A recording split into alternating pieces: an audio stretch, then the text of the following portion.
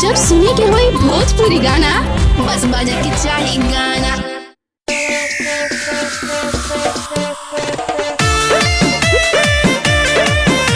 संजय बाबू से संपर्क करना है तो मोबाइल नंबर नोट करना न भूलिए 6351521063।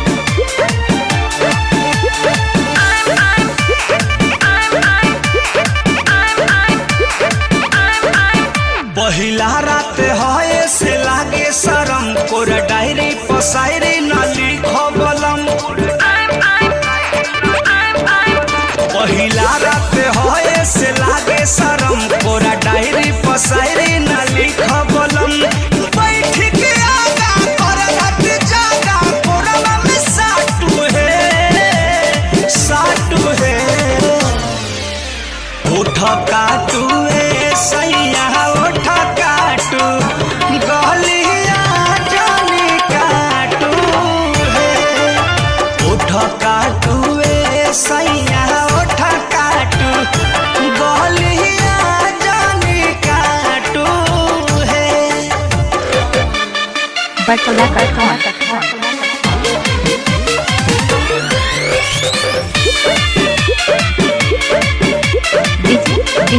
संजय बाबू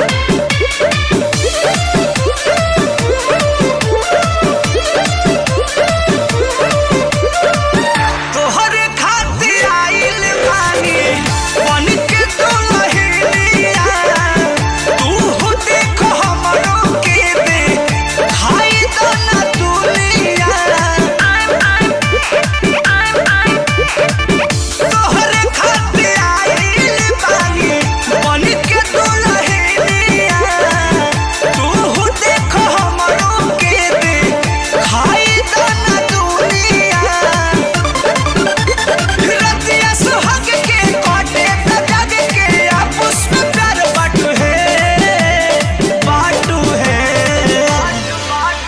उठ काटू सैया उठ काटू गलिया जानी काटू है उठ चाटू रजबू उठ चाटू गलिया जानी चाटू है।